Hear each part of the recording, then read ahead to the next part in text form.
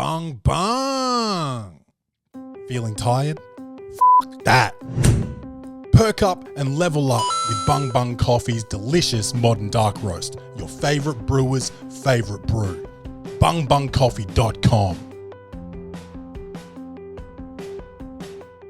I am in the throes right now of promoting my fringe shows. So Clay McMath in over my head and 2.5 straight white males at this Adelaide Fringe. I'm doing 31 nights of my solo show and doing 9 nights of the split bill 2.5 straight white men. They are both going to be absolutely ripper shows, so go and buy your tickets. They're available on my website, claymcmathcomedy.com. If not, just go straight to the Fringe website, Fringe Ticks, and buy through there. It's, works out the same either way. Also, if you are, while you're on claymcmathcomedy.com, buy yourself a calendar. We're still early in the year. It'll still work for you. It's funny. It's fun. It keeps you organized, and it will, keep your movie knowledge up to date. So go get yourself a calendar or any other merch at claymcmathcomedy.com and support the show, support me, and just small business owners, the economy in general. That's what you're supporting, I suppose. I don't know. Let's start the show. Welcome to the party. Best show on the internet. Ask anybody. You know it's easy money. Sit back, relax, get your headphones, everybody. Welcome to the party. Blackout in the booth. Every episode's a party. We go hard like Ricky Bobby. Tell a friend to tell a friend. This is welcome to the party. Welcome to the party, bung bung. It's your man Claytron, aka the big boss man, aka the clumsy jeweler, because I'm always dropping gems, aka the milkman, because I always deliver, aka the PhD of podcasting, the Magnum PI of podcasting, the captain, the Mark Cuban of podcasting, because I don't know what's going on, dude. I got no idea what's going on, but I'm making money. Yeah, dude. Mark Cuban, he's still an owner of the Dallas Mavericks, but he's not the majority owner anymore. And he had no idea about this Luka Dončić trade, bro. No idea about it. And if you guys got no idea about it, here it is Luka Dončić got traded to the Los Angeles Lakers, bro. We're talking about, this kid's 25 years old. I think he might have come into the league when he's 18 or 19. He's been around a little bit. 5 straight years as an NBA, all-NBA first team player. He's always in MVP talks. Like, he was eligible for the Supermax this off-season coming. And Dallas traded him without talking to him about it. Traded him for Max Christie, Anthony Davis, and 1 first-round pick, which is not a lot for someone of the caliber of player that Luka is. Now, apparently Dallas has had some concerns with his conditioning. He's had weight fluctuations over the past few, 6 years. He gets injured sometimes. Let me tell you this, he's only 25 years old. You just traded him for a 31, 32-year-old Anthony Davis, who, even at his youngest, at his healthiest, was injured all the time. This man is always injured. They are playing as we speak. Dallas Mavericks are playing the Philadelphia 76ers as we speak. It might have just finished. Anthony Davis did not play. He's out. He's always out. So that's the answer to you've got conditioning concerns. So you trade him for an aging, broken man? It doesn't make sense. Make it make sense. So he's not gonna sign a $117 million extension in this offseason. Did Dallas do it to save some money? No, they got plenty of that. Is it a deal with the NBA? Anthony Davis doesn't have that star power. LeBron James is aging out of the league in the next few years.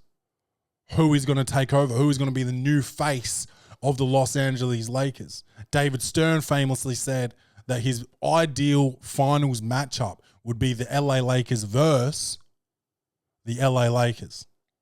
That's his moneymaker.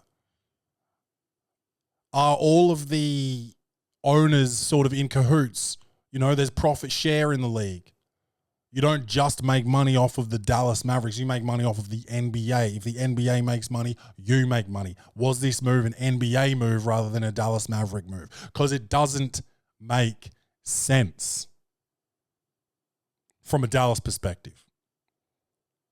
Dallas loses this trade by $1 million, bro. It's a F. It's a grade F trade. The Lakers are like a A- maybe a B. You know?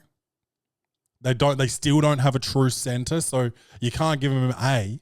You can't give them an A when they really didn't need that position. But like, look at the player. It's Luka Dončić, bro. It doesn't even make sense, dude. Straight after a finals run, might I add. Straight after a finals run. Took him to the finals against the stacked Boston Celtics. They didn't have a chance against Boston. It wasn't his fault. Although he played no defense in that series. And that was what the owner said. He said, I believe defense wins championships. You know, he took a little shot at Luka on the way out. And they've been trying to sort of get rid of Luka for a little while. Apparently they've been firing everybody that like forms a relationship with him, whether it's a trainer, a strength coach, massage therapist, whatever. You're lucky he doesn't play in the NFL or else he'll make you massage his asshole or whatever. That's going on a lot in the NFL right now. Deshaun Watson, of course, famously. And then there's this other dude, something Tucker, I think he's an Indianapolis Colt, maybe. Apparently he's been trying to get his fuck on with massage therapists. It's like, dude, nowhere to go. Dude, I think there's like there's an app or like a website or something called Rub Maps. I don't know if that's worldwide. It might just be America, but you are in America, so use it. Use it, dude. There's plenty of places that give that service. Don't do it in a professional environment. Don't do it with a team staff. That's what ego does, bro. That's what ego does. And I tried writing this joke a while ago about like the male ego, bro. It's such a problem that every 5 to 10 years, I think it's important that a man gets the shit kicked out of him, dude. Just to bring him back down to earth, bro. Imagine Kanye West if he just had his ass beat a couple times over his run. You know, he'd be a different man. Some people need that. You know, we got to a point where Will Smith needed it. Will Smith needed to get his ass kicked, bro. You know, he was playing dudes like Muhammad Ali, dude. Mike Lowry. You know, actors, they're all retards, bro. So he started to believe he was that dude.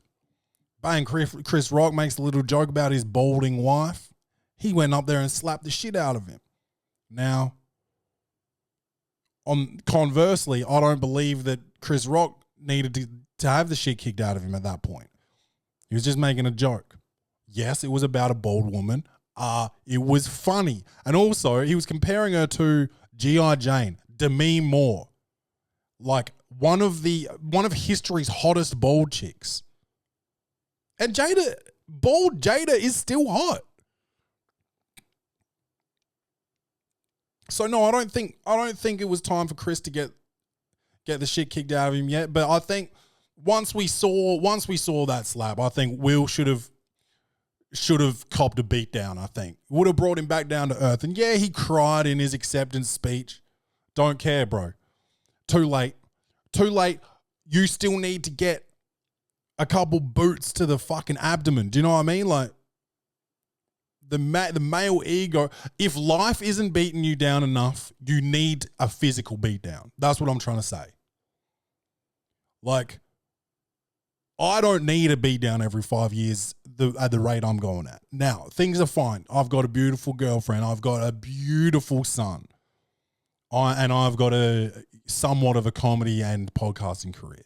But if this bitch really takes off and you start seeing me driving around in like a Porsche 911, yeah, feel free to fucking slap the shit out of me, bro, because I probably deserve it. Or I'm about to deserve it. And that's when you need it. That's when you need it most, is when you're about to deserve it. You don't want to be in a position where you deserve it yet. You want to be brought down to earth before you deserve it, bro.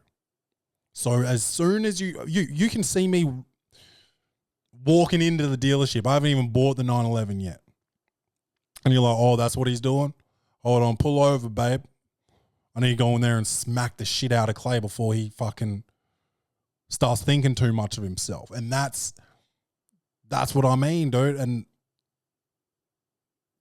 sports players need that before they get a massage.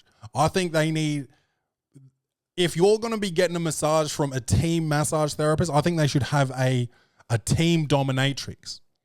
And they should have that bitch in there, you know, step on your ball sack with some high heels or whatever, slap the shit out of you a little bit, hot candle wax, whips, chains, all that. And then when you're finished in there, then you go get a massage. You know, see how much you want your asshole fingered then, or a little jerk off, whatever it is that you're getting. I believe Deshaun Watson was getting backdoor action, unsourced, you know, allegedly. But even, dude, even if it is a rub and tug, it's like, even like a tug's like nothing, basically. Like, I don't even want a hand job. If I go get a massage and I go to the wrong place and they're like, yep, turn over, all right, and they start rubbing my cock, I'm going to be like, no, thank you. No, thanks. I don't particularly enjoy a hand job. I remember the first time I got fellatio, head. The girl, I've been doing, fingering. And obviously I was killing it because the next words that came out of her mouth wasn't, it was, are you finished? And I was like, okay. And then she goes, what do you want? And I was like, what? And she goes, hand or head? I was like, head. Boom, got it.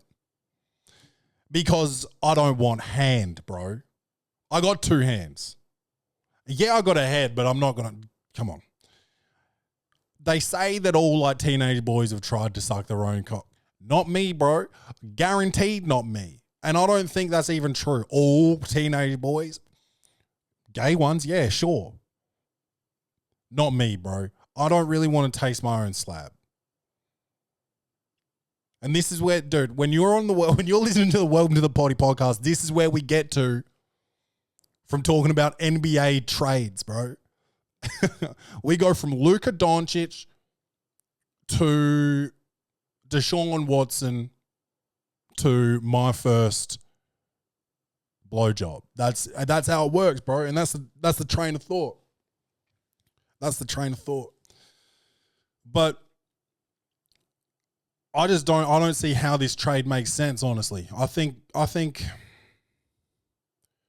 there has to be a star in LA. And if they don't trade LeBron for someone younger, which you can't, it's hard to trade LeBron. Like, it's a wild move, even like an aging LeBron, like trading the face of the NBA. Like, it's a pretty bold move. But apparently people are inquiring. I think Golden State's inquiring about LeBron. That would be interesting to see. You know, I don't hate it. I don't hate a big move. And I don't hate getting rid of player empowerment a bit and being like, yeah, you're eligible for the Supermax over here. Well, you haven't been doing enough of what I say, so get the fuck out of here. And then send a message. Anyone can get it. Anyone can get it. And now even the other teams are like, fuck, if they're going to trade Luka, I'm not Luka. I could get it. The heater over there suspending Jimmy Butler for being an absolute clown. I like all these. I like the ownership moves now. You know, as a player, dude, I was never in a position where I feel that I was getting taken advantage of by a team. Yes, I was. My last season, I quit basketball a year early because I was getting taken advantage of by some absolute fucking greasy maniac. Fuck that guy. But like, I also, we're not talking tens or hundreds of millions of dollars in my circumstance. We are talking about, $500 a game or some shit. Which he was gonna, you stitch me up $500. You say you're not gonna pay me, dude. If I'm expecting $500 and I get $400, that hurts me.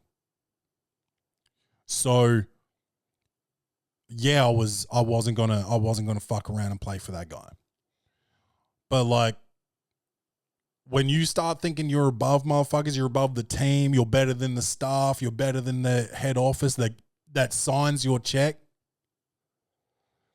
You need to be checked.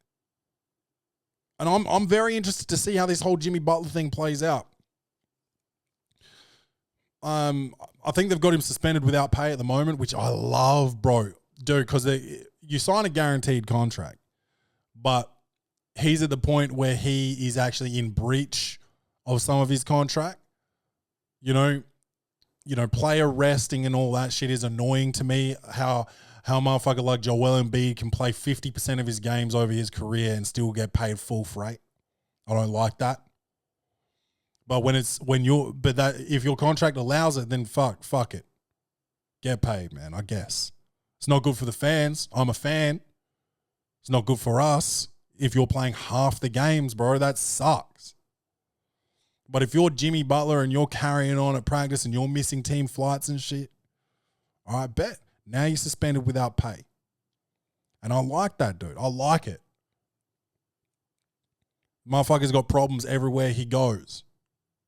Sometimes you got to figure out who the problem is. Now, some of you need to think about that. I need to think about that. I don't have problems everywhere I go, but I've had problems. And I've been the root of some of those problems. Some, dude.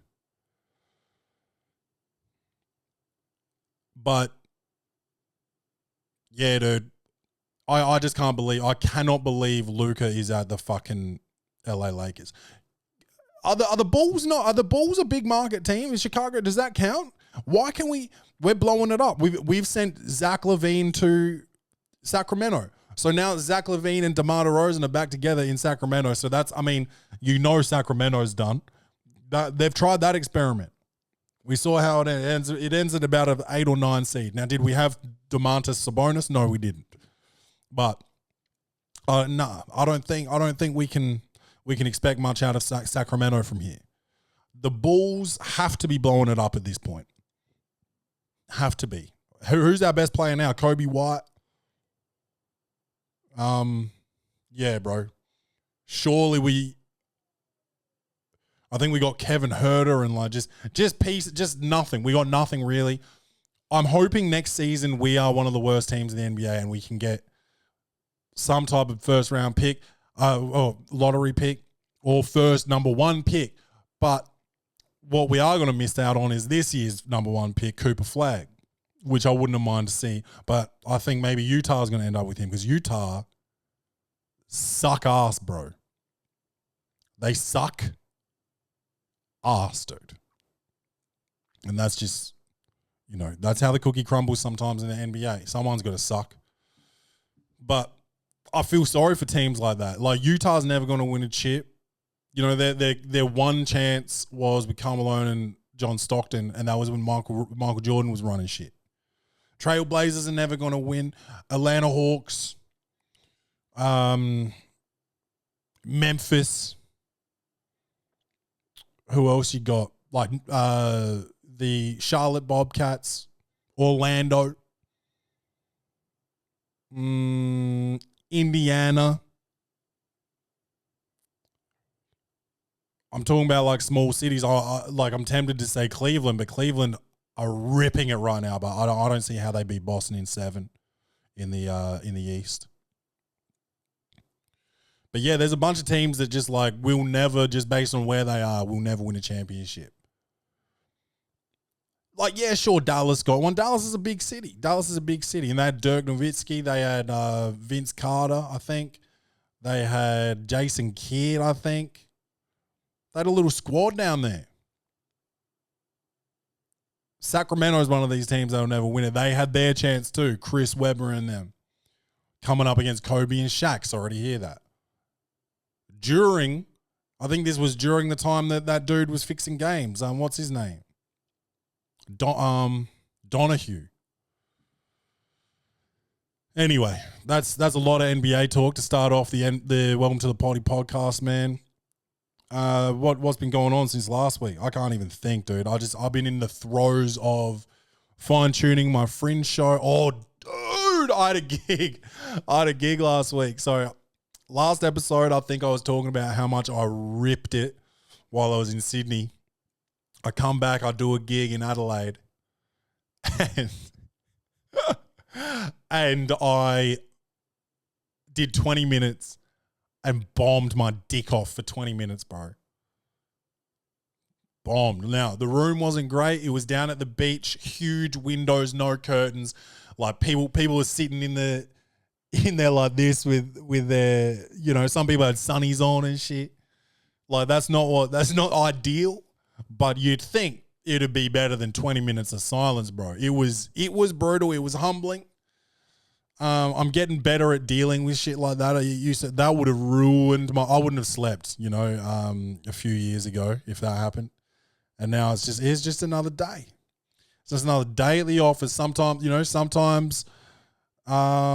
sell a car, you fuck up the paperwork, and the motherfucker you sold the car to gets $8,000 discount, and it's your fault. Sometimes you have a report due and you forget to do it, and then you submit it late.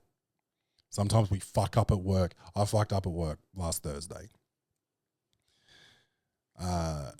Partially blaming the room, partially like the material. The material needed a bit more work, and I didn't have it locked in my head enough, so I was kind of just saying it. I wasn't able to bring the emotion behind it, but it's gonna be good. It's got a lot of potential. It's gonna be good. It's gonna be good.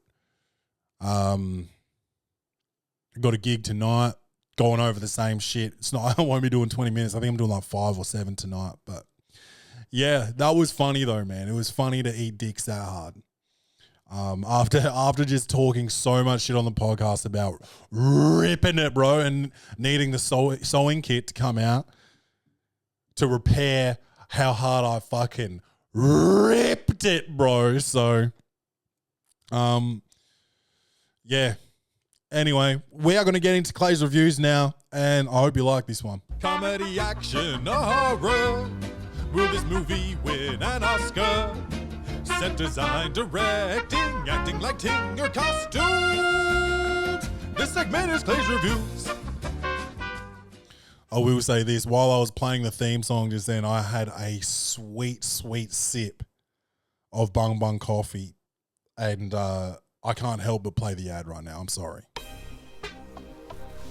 Oh my God, it's so big and strong. Bung Bung coffee. Big, strong flavour. Competition? I don't think so. bungbungcoffee.com. Get yours.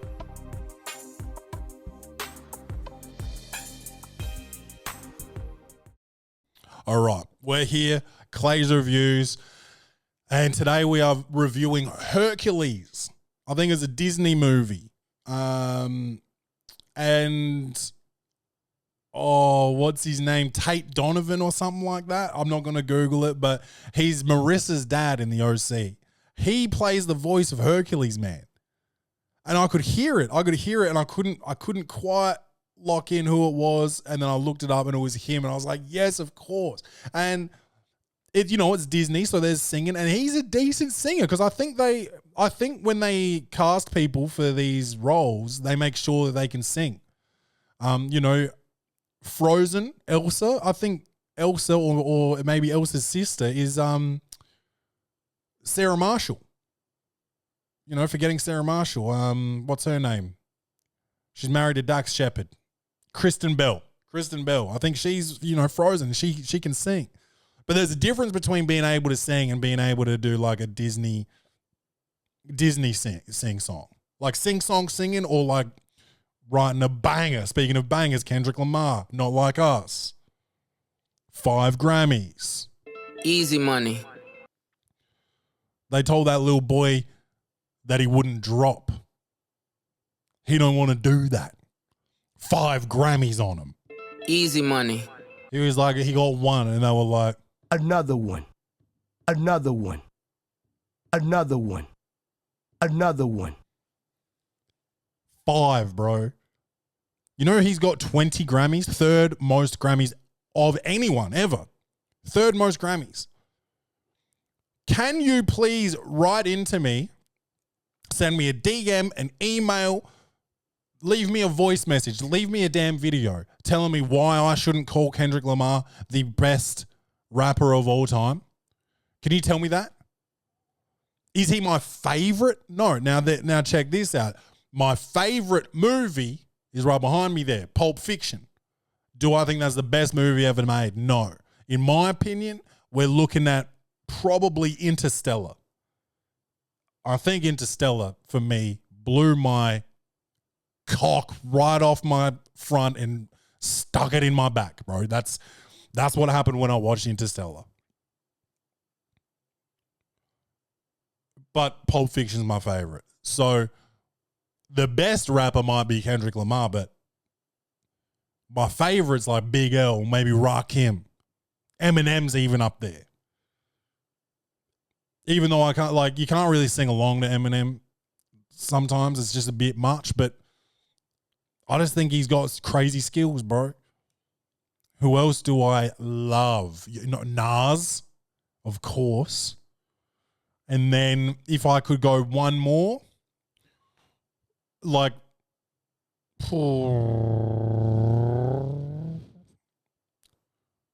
maybe Jay. I'll probably go Jay-Z, or honorable mention, Tupac. Dude, Wu-Tang as a group. Outkast, oh God. I just love so much. I do love Kendrick. He's not in my top 5 favorite rappers. But he might be the best to ever do it, dude. Honestly. 20 Grammys. Like, just, what? Tell me what Drake's done since the beef. We're about 12 months down the line from the beef now. In between this episode and the next episode, there's going to be the Super Bowl, and you're going to see Kendrick Lamar do the halftime show. Not like us is going to play. He just won 5 Grammys, so he's going to do that at the halftime show, which is hilarious, dude. Motherfuckers are like mad at Kendrick, like, oh, that song's so played out. It's like, he dropped one link. You know that, right? He didn't promote the shit. He didn't post a story of it every day. He dropped one link and said, fuck it. Then he went and did a music video and said, fuck it. And then he went and did a concert, and he did it 6 times at the concert. But dude, like, unbelievable. Anyway, what was I talking about? Singing. Yeah, there's a difference between like Disney singing and like a talented artist. Artistry in Disney, there's a difference. And Kristen Bell can do Disney, and so can Tate Donovan. I think that's his name, Tate Donovan. And dude, it's great. The level of messages. Hold on, I am gonna have to look up the movie and just give you guys the plot of it, even though you've all probably seen it. It's so old. Hercules, 1997. We are at 2025, so it's 18 years old. It's older than some of the people who listen to this podcast, probably. What is his name? Tate Donovan, correct. So the son of Zeus and Hera is stripped of his immortality as an infant and must become a true hero in order to reclaim it. So Hades, who is basically Satan, is what's that actor's name? James Woods. Such a good voice for animation. He's got such a good voice. I love James Woods' voice. So he sends his little minions to like give Hercules this potion to strip him of his immortality. But he has to drink every drop of it, and he doesn't. He misses one drop, so he's still got a little bit of immortality left in him, and that's why he's like the strongest person ever, right? That's the story. But then he has to become a true hero and prove that he's a hero to return to God status, I suppose. And he has trouble fitting in because he's like clumsy and stuff. He's so strong. He like knocks over his whole village by accident, like catching a frisbee or whatever. And like people call him Hercules, bro. So, you know, you can relate to that. You're not fitting in or whatever. I'm just opening my notes here to see if I've got a rating for this one. Otherwise, I'm just going to have to come up with it on the fly. Yeah, I have to come up with it on the fly today. But yeah, so he feels out of place, feels in over his head. Shout out to Clay McMath, in over my head. Go to claymcmathcomedy.com, buy tickets to that. Easy money. So he's constantly proving himself and trying to discover where he belongs. And it's like he's an adopted child, so he gets taken from Zeus and Hera and given to this mortal family. And when he's older, he discovers that he was adopted and he wants to find out who his true parents are. And I can only imagine that people that are adopted or in a foster system lack that identity and search for it. Even though you've got a loving family that care for you and all of that, you want to know where you come from, who you come from, why you're not with them. There's got to feel like some level of abandonment, or I wasn't good enough, or I didn't make them proud, or any of that. And I saw this guy on the radio, man. He's got a radio show. I can't remember who it was or what station it was on, but he read a letter that I think his birth mother passed away, and he went to her funeral, and people were talking to him at the funeral saying, like, you know, she loved you. She wanted you to have a life that she didn't feel like she could give you, but like that kind of stuff, which is a pretty standard story. And she would have been proud. She was proud of you and all this kind of stuff. And he felt like there was always something in him not knowing if what he was doing was enough or if it would have made his mum proud. You know, he had a family, and would that have been enough? He's got this radio show. Would that have been enough? Everything he did, he always questioned because on some level he felt like he wasn't enough or that he wasn't making his birth mother proud, which is super sad, man. Super sad. But I can imagine that that's a very common feeling. I used to work in the, in fostering. I was more of a, I did the initial assessments for foster parents because the kids that at our agency, the kids that we had were sort of high risk, quite complex trauma. So you had to tick a lot of boxes to be suitable as a foster parent for these kids.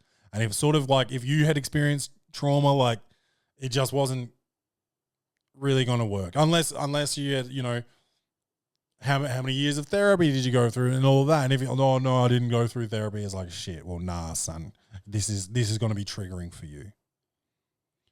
All types of questions. Will they have their own bedroom? Just risks on the property, of course, but also risks as a personality. Not in terms of like being a dangerous person, but being able to care for someone that's experienced complex trauma could be, you got to tick a lot of boxes. So that's the only real exposure I've had to like fostering or adoption. And because in Adelaide, South Australia, for sure, I don't know about the rest of Australia, but it's not, you can't just like adopt like you can in America. It's not that easy. It's really, really hard. Really, really hard. And so mostly it's fostering here. But yeah, I can imagine that is, it shows that longing for acceptance from his true family, even though he loves the parents that he has. but also long for acceptance. There's probably a complex that you get that people don't want you or whatever. So he feels unwanted by people and he's constantly trying to prove himself. And I guess I've felt that before. Probably now. I probably still feel it now, like in comedy. Trying to prove myself all the time. Trying to prove myself enough to get gigs, get booked at the big clubs. Get booked in Adelaide at the only fucking comedy club in Adelaide. But all they fucking want to do is book interstate, international acts and TikTok cunts. And not support emerging artists or whatever, you know? Or even if you're past emerging and you're actually doing pretty well for yourself, you still can't get a decent gig at this comedy club. So that's, you constantly feel like you got to prove yourself there. Basketball, obviously. I think that's everyone though. I think whether you're LeBron James or fucking Clay McMath, you got to prove yourself on a daily basis. You got to prove that you're still that dude, or you got to prove that you deserve court time. And there's no in between. You have to prove yourself every day in sports. Sometimes you have to prove yourself in relationships. I think if you've done something naughty before, you got to try to earn trust back, whether you did it to that person or another person. Sometimes you got to earn that trust back in yourself. But also, if someone has done something to you, sometimes if you haven't forgiven that person or you haven't moved on enough, that person has to prove themselves, the new person has to prove themselves to you, which is unfair, but it's just the way things work with, and I call it trauma. It's more, not so intense as some of the stuff that you see, but, getting cheated on is trauma, or getting dumped is trauma. Sometimes people got to prove themselves that they're not who you're used to. But I will say this is, the more I've aged, the more I understand that the only person you have to prove yourself to is you. And people can feel it. People can feel it when you love yourself, man. People in relationships, if you love yourself, they can feel it and they can reciprocate their love. If they feel that you don't love yourself, how are they supposed to love you? How are they supposed to trust you? If they're like, well, if he doesn't even think he's worthy of his own love, why should he be worthy of mine? Or, yeah, it's just like, it feels like, oh, I'm going to have to babysit this motherfucker. He's always crying and shit. So you got to love yourself, man. And no one will be able to match that. Maybe your kid. No woman can match the way that you love yourself or the way that your kid loves you. It's a special kind of love, the love that you give yourself. Because you believe it. If you love yourself, you know you do. And if a kid loves you, you know they do. Anyone else other than parents, you don't really know. And depending what you've been through with your parents, you might not trust it if they say it. They might have done something bad to you when you were a kid, beat you, or just never paid attention to you, or was never there for you, or whatever. All types of shit. Locked you in a cupboard, didn't feed you enough. If you've got fear and trauma around that, you might not even trust that your parents love you. So loving yourself is the realest love you'll ever receive. That and a love from your own child. That's a special. Those are the two most special kind of love. And this is something I've only learned probably since Kenny was born. Feeling his love made me realize how important self-love feels. Not just like how important it is, but the difference that you feel with self-love versus other types of love. It's fucking so important. It is the realest love, dude. Believe that. But feeling out of place where you don't fit in, and that's like, he like I said, he knocks down his village. Hercules, I'm talking about. He knocks down his village, and people tell him to go away. They've had enough. So he's clearly not wanted there. And he tells his parents, like, I just got to find out. I got to find out who my family is. I got to go. Now he's on the road like a working comic, trying to figure out, trying to go on this journey to find himself and find his parents. And, dude, going on a journey is fun. Being on the road, whether you're with friends, by yourself, whether it's for a holiday, a business trip, you're moving. You know, so I had a friend of the show, Flash 89. He moved to the UK for music, DJing and production.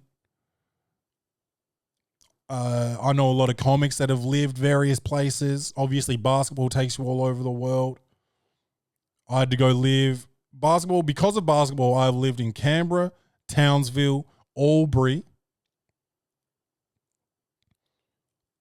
America.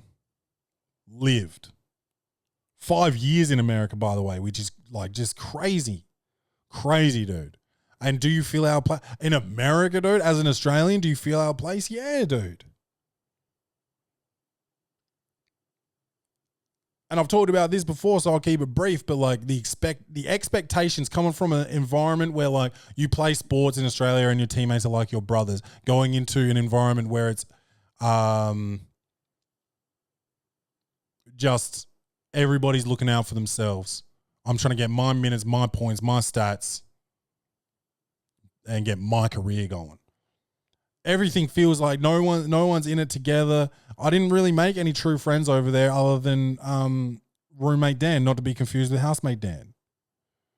So that was hard, man. And it was hard to even like, it wasn't hard to become friends with him actually, because I didn't know what I needed.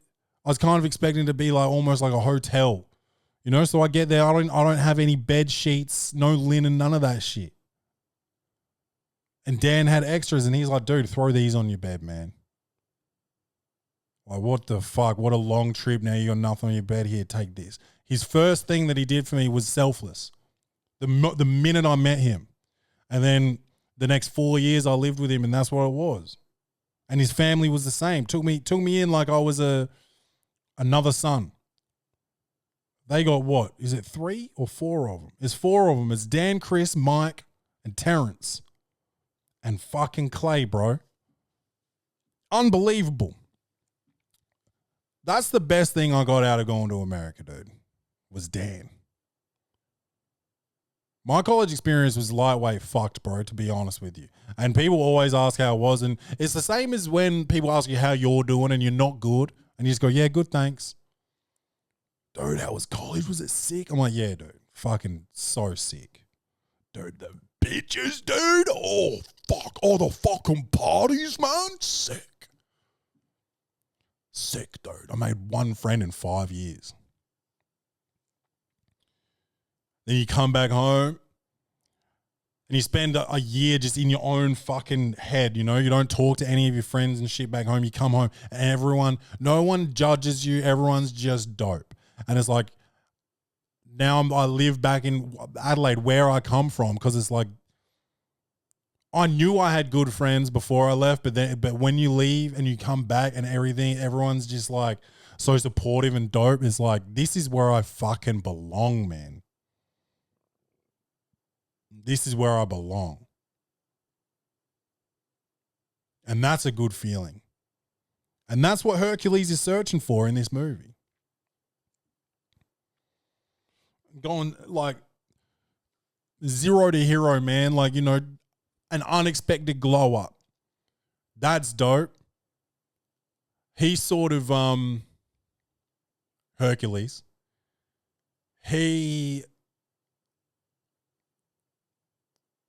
knows he's stronger than everybody. He doesn't really know why. And he's never trained to be like a warrior or a hero. And he goes and talks to his dad, Zeus, his real dad. He finds him. And Zeus sends him to this little centaur type of thing, this little goat man played by Danny DeVito. you know, it's all animation, it's all drawings and shit, but it's perfect. It's beautiful Disney animations, like, you know, can't go wrong. And he goes to this little goat man, and he's trained all the heroes. And he trains Hercules, and now Hercules he's like, yep, I'm ready to go. And I love that. I loved that about off seasons, bro. Trying to level up in the off season. Okay, take a couple months to just have a blowout, party, smoke, drink, get it all out of my system. Now we lock in. Now we're doing we're running up hills with weights. We're swimming with clothes on. We're lifting logs. We're punching bags. You know, boxing bags. You know, we're running. We're doing push-ups. We're you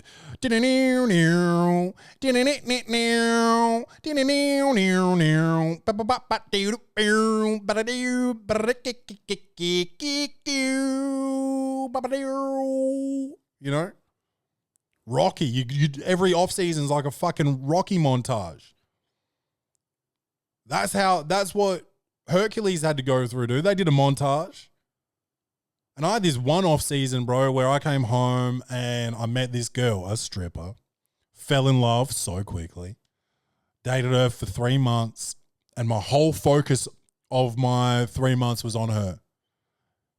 I worked out still, you know, I was getting shots up, but like, she didn't work during the day. She worked at nights. So I was with her during the day, which is when I trained. So I'd be in and out, quick workout, in and out. Go.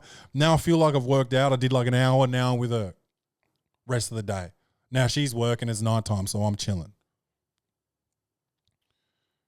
And so even though I was still working out a little bit, like daily, I was working out daily, but not to the level I should have been. I put on a bit of weight in the off season, and I wasn't fat, but one of my teammates, he was Ukrainian. He goes, "Oh, you were eating good in the off season, huh?" And I was like, "Fuck." And then I got hurt. I rolled my ankle at one of our practices or something. Immediately went on a diet and got in the gym. And I had this epic fucking glow up, bro. And like I got strong. I got so strong. And I got this taste for the gym. So that whole season, I worked out a lot. Obviously, you don't want to do too much because you don't want to be sore for games and shit. But in the next off season, I come back and I'm working out with this guy. You might follow him on Instagram. So I didn't know I was going to be working out with him. My mum worked at this gym at the time, so she got me a cheap membership. I go there, I'm working out. And he went to my high school, and he approaches me one day. He's like, "Oh, hey, dude," because he's like one of Boardman's best friends. So he's like, "Oh, dude, what are you doing here?" I was like, "Oh, my mum works out." "Oh, Rhonda, yeah, I know her." Bung, bung. So he's like, "Oh, dude, I don't have any clients for a while." He's a personal trainer at the gym. He's like, "Oh, can I train you?" I was like, "Yeah, dude." And he just knows what your body's capable of, right? So he's like, "All right, we're going to do some seated shoulder press. Show us your technique." I'm like, bang, bang. He's like, "All right, now use this way." I'm like, "Oh, I can't do that." He's like, "Nah, dude, trust me, you can." Bang, bang, bang. Just lifting the fucking heaviest shit, bro. Throwing it around. Because these guys, he's just, dude, and he's like I guess he's a bodybuilder. He's into aesthetics. I don't know what he's into. Steroids. I don't know. But he trained me for this one summer, winter over here. And I went back to school the strongest I've ever been, the leanest I've ever been, just the best I've ever felt, man, working out with him.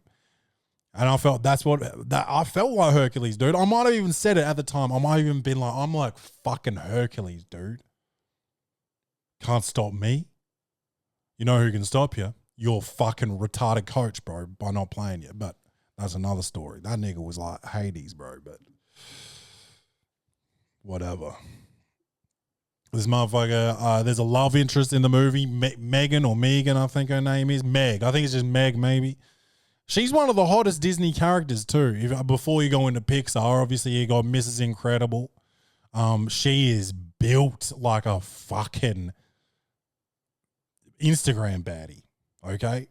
Mrs. Incredible ain't to be fucked with, okay? But she's got some problems, which kind of makes her like crazy hot scale type shit. She's got some serious deep-seated issues that as an adult, like I'm sitting there watching it with Kenny, by the way, and I haven't even told you the snack that we ate. I was thinking, Hercules, you want to stay lean, you want to stay trim, but you want to snack while you're having a movie. I just cut up a huge bunch of strawberries. We were just eating strawberries. Oh, did you put some icing sugar on them shits? Nah, bitch. Raw strawberries, bro. Raw berries. Both of us just... Another one. So we're guzzling down these strawberries. Kenny's there. He doesn't even think anything about Meg. But I'm just like, damn, I've met this bitch before. She's damaged. She knows how to, throw it around. So, yeah, Meg's got sex appeal. And she betrays him. And they're both trying to hide their feelings, which is a classic. The will they, won't they, and it's mostly communication based. They both love each other, but they won't say they love each other. Been there, dude, with this girl I worked with at the pub, bro, who actually messaged me today. Funnily enough, just kid shit, just like, oh, how's your kid? This is what my kid's up to. That shit. And we both were doing that. I knew I was going to Townsville, so I was like, no, I didn't know. I didn't know I had to go I didn't know I was going to Townsville yet. Because that was overnight. That was an overnight situation. But I don't know. I think I wanted to be with her and I didn't, say that enough or like at all. And she wanted to be with me and same story. She was scared, so she didn't want to tell me about her feelings and shit. So nothing happened. And that was for the best. Now she has a beautiful family and I have a beautiful family. But when you're young, man, love is like a weakness. It still is, probably. Still is. Love can make you make bad decisions, like only working out for 1 hour a day instead of 2, 3, or 4 hours a day. It's your job, It's your job. You work out 1 hour a day. It's not enough. Love made me do that. What love has never done is made me be able to move. I don't think I ever seriously considered staying in America for either of my two serious girlfriends over there. And everywhere except Townsville. No, in Albury, I had a serious girlfriend, maybe 1.5, and I was never going to stay there. I was going to try long distance, I guess, because I didn't want to say goodbye properly. But they've never been able to make me change my trajectory of where I see myself, I guess, which is good on my part, I think, but also selfish, which you got to be sometimes. But sometimes you just can't admit to yourself how much you care about someone, because if you do, it could change your plans. And I wasn't ready to change my plans for anybody, ever. Except Rach. I don't know if I don't think I planned on leaving here again, but once I met her, I definitely wasn't going to go anywhere. But now I'm doing comedy, and bottom line is eventually I'm probably going to have to go somewhere, whether that's the UK or the USA. One day I'm going to have to bite that bullet, but I'm also going to have to get some money in my pockets to do that. So buy a calendar, buy tickets to my shows, claiming math in over my head, or what's it called? 2.5 Straight White Men. This Fringe, and I'm also going to be at the Melbourne International Comedy Festival doing Claiming Math in over my head. Still tickets, I don't know why they're not available on the MICF website, so I've got to give them a call, but I'll let you know, as guys know it, Melbourne folk, as soon as those tickets are available.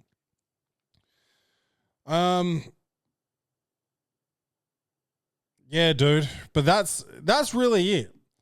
The songs in Hercules, forgettable. I don't really have one for you. The characters are great. I love Pegasus, which is the flying horse with the brain of a bird, as an idiot. but it acts like my dogs. So I love Pegasus. I love Hercules. I love Meg, obviously. She's a little freak. I love Danny DeVito. I love how they made the thing look like Danny DeVito. That's important.